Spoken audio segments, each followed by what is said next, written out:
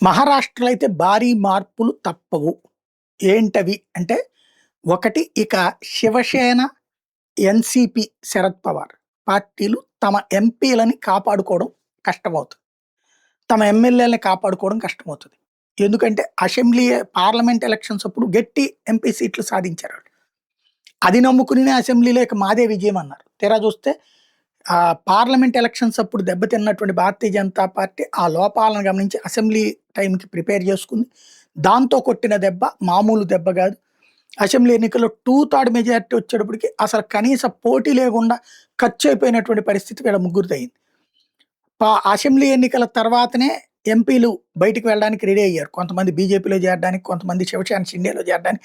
శరద్ పవార్ పార్టీకి సంబంధించినోళ్ళు ఇటు అజిత్ పవార్ దాంట్లో. అందుకనినే శరద్ పవార్ తెలివిగా అజిత్ పవార్‌ని మళ్ళీ కలుపుకొని పూణే ఇట్లా 3 మున్సిపాలిటీల్లో కలిపి పోటీ చేశారు. అజిత్ పవార్, శరద్ పవార్ కలిసి. తీరా చూస్తే ఆ 3 చోట్ల వీళ్ళిద్దరూ కలిసిన ఏది ఓ పక్కన కూటమిలో ఉంటూ మళ్ళీ అక్కడ కలిసి పోటీ చేశారు.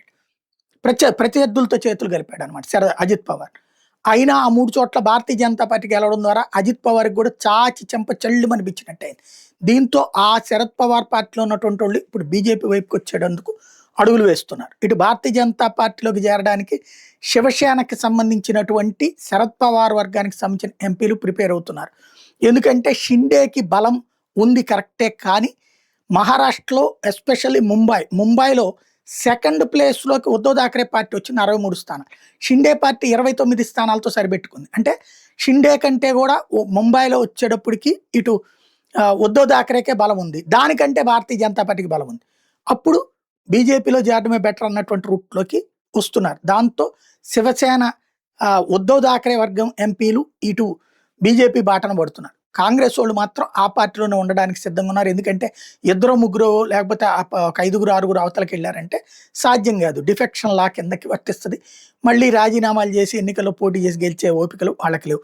వీళ్ళందరికైతే అవసరం లేదు. 2/3 అటు పక్కకి వెళ్ళిపోతే గనక అయిపోతుంది. ఇప్పుడు ఆ ఎంపీలందరూ ఇటుకొస్తే బీజేపీకి పార్లమెంటులో బలం పెరిగేటటువంటి అవకాశం కనబడుతోంది.